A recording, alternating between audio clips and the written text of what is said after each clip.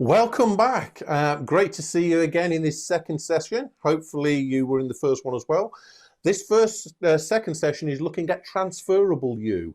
We're looking at the types of skills that you can expect to develop during your studies that employers will find useful and valuable. We've still got George and Matt on the hot desk with us, and they'll be answering your specific questions.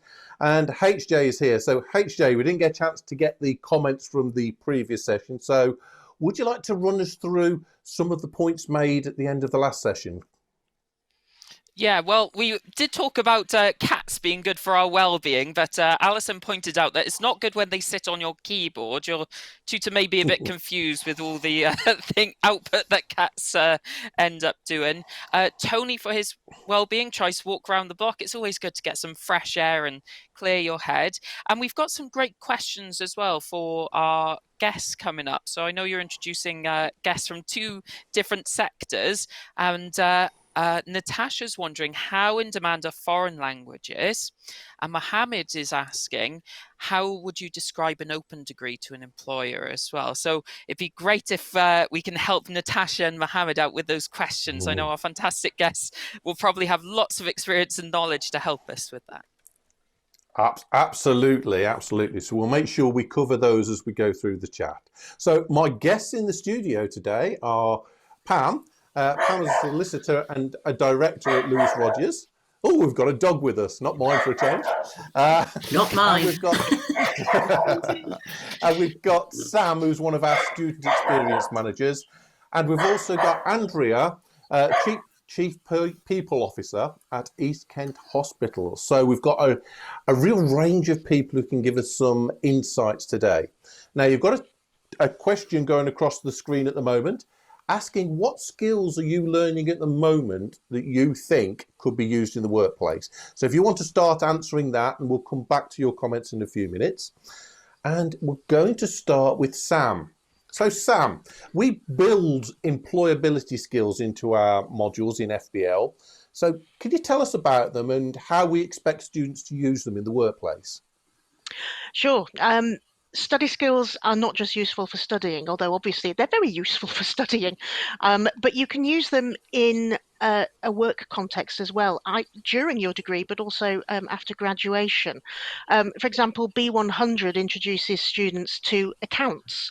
Now, it may be that they don't want to go into accountancy, but they will use their accountancy skills when they get into the world of work, because everybody works for a business in one way or another, unless you work for the government. And so you will need to understand accountancy and how it works in order to make the most of your business. And it's something that law students will study as well. If you're on the new law degree, you will study solicitors' accounts at stage 3. If you're on the old law degree, and you're going off to qualify as a solicitor or a legal exec or a barrister, you will study accounts along the way, but you will do it in a postgraduate way. So accountants and accountancy and those skills of being able to understand numbers is really, really important. Being able to add and subtract will mean that your business won't go bust at a very basic level. The other thing that I wanted to mention was W360, Justice in Action, which is one of the stage 3 modules on both the old and the new degree, deals with real life cases. It's an action project where you deal with somebody who's actually got a problem, and it can be very traumatic. And so those students on W360 do vicarious trauma training to help them cope. Vicarious trauma is when it hasn't happened to you, but it's happened to somebody else who is telling you, and you are absorbing their trauma, and that can be very difficult to cope with. And so the students on that particular module do learn how to cope with that sort of thing. And that sort of skill can be used in all sorts of situations. Yes, in the legal profession, if you go into personal injury, crime, all sorts of terrible things happen to people. But it's not just the legal profession. If you go into social work, if you go into the police force, anything where trauma happens, it is useful to learn how to deal with it when it's happening to somebody else, not you. That course books up very quickly because it's very popular because of this skill level that they give you. But another study skill that you will come across a lot is reflection. The ability to reflect on how your study is going and how to improve your study. If you can get really good at reflection, that can really help you in your workplace as well, because of course your employer wants you to reflect on the job that you're doing and work out how to do it better, because that will make your business better. And that's the same whether it's the legal profession or any other business. Your employer wants you to reflect on what's going well, keep doing that, and what isn't going so well, change things, make it better, do better, make more money. Ultimately, that's what reflection is all about. So you might not like it during your study, but it is a very, very useful skill for the workplace. Absolutely, and I think, Sam, we've got lots of students who are agreeing with the points that you're making. They're developing these skills. HJ, what sort of skills are the students saying they're developing? What are they able to take into the workplace?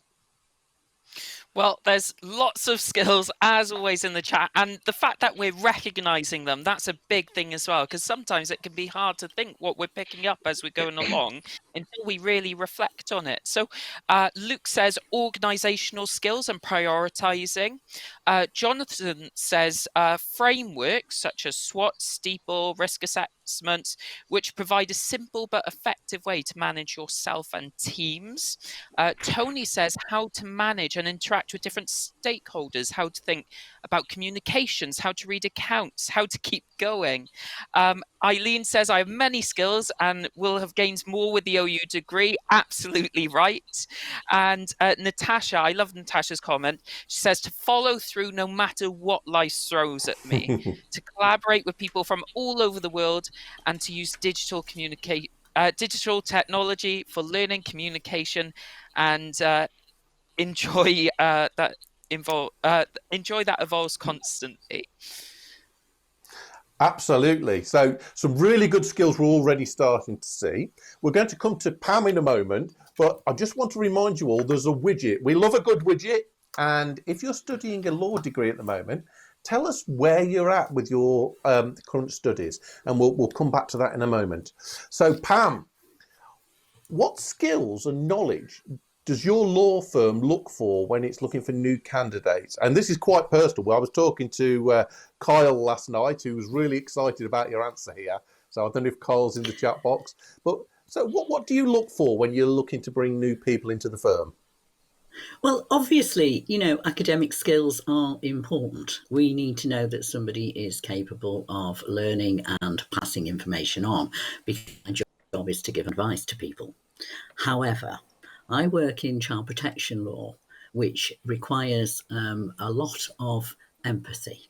So it's quite interesting to listen to Rosie this morning when she was talking about being resilient and the skills that resilience can bring to you, because that clearly allows you to learn how to empathise. If you understand how it feels to have a negative experience, then you can pass that on to your clients. That will help you to work with them more effectively. For me, people experience is one of the most important factors that I'm looking at.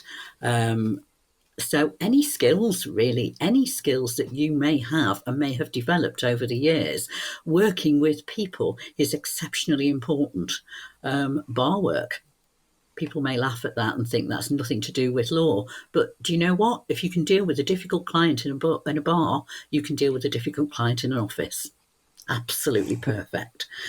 I was also interested to hear the question coming across about foreign languages. Just as an example, at the moment I work in Cheshire, which we come under the Merseyside legal region.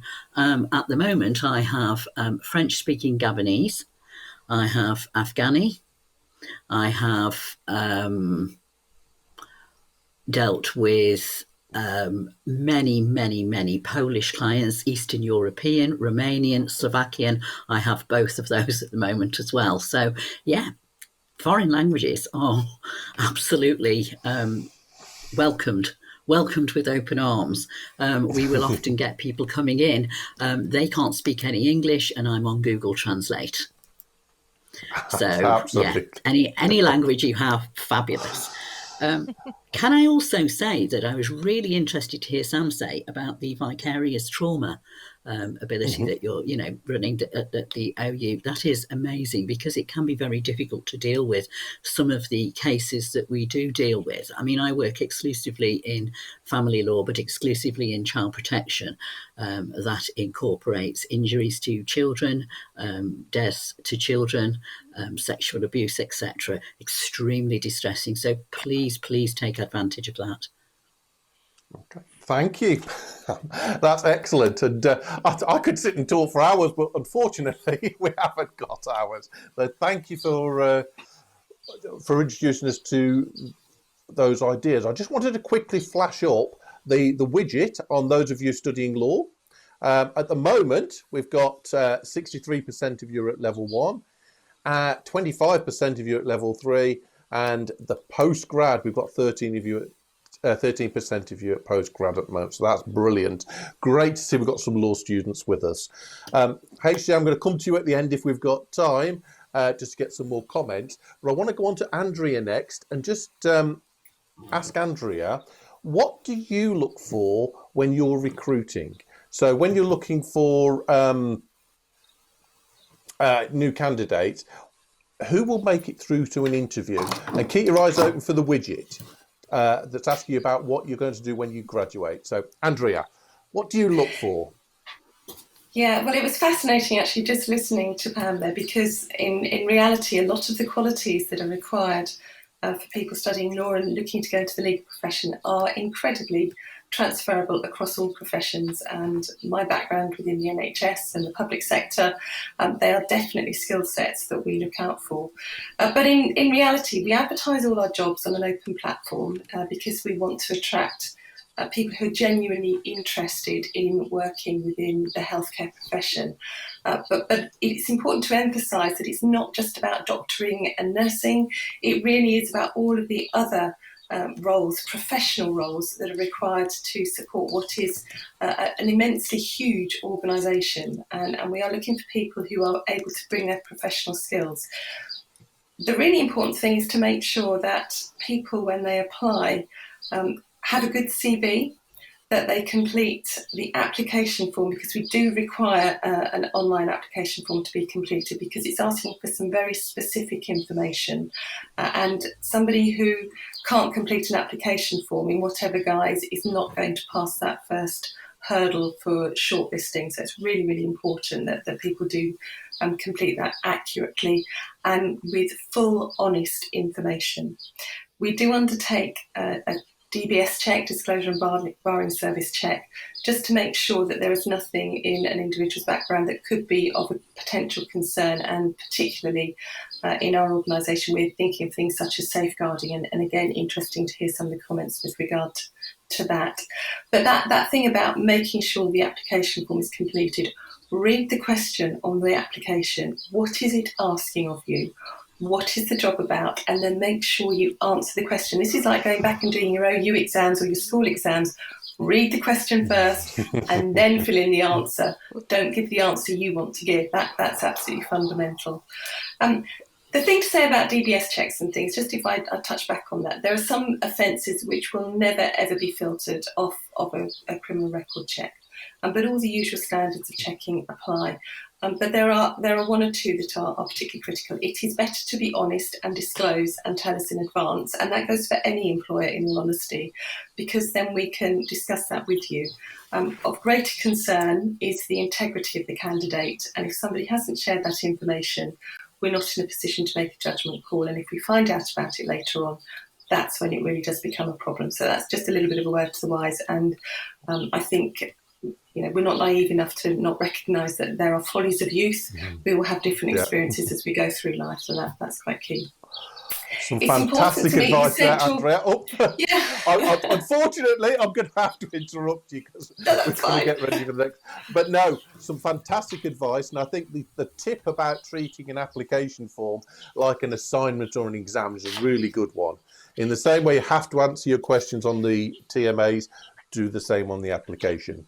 We've just got a few seconds to have a quick look at the widget that you've been filling in about knowing what you want to do when you graduate. And HJ, I'll let you talk through this and give us any final comments that have come through the chat box.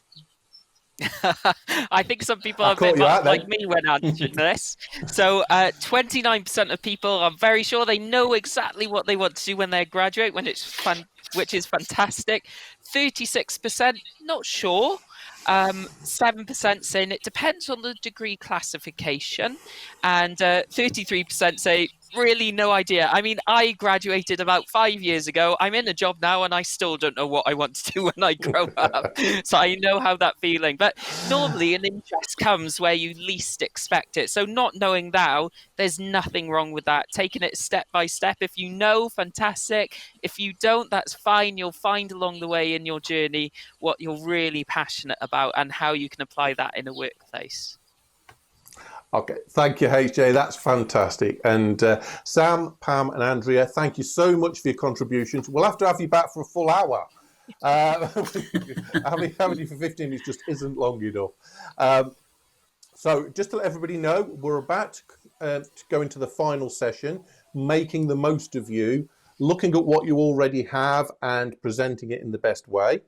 And if you while we're having the changeover, there's a short video playing that's going to be looking at balancing study, work and life. So thanks again to my guests. Great. And I will see you all back here in a few minutes. Thank you.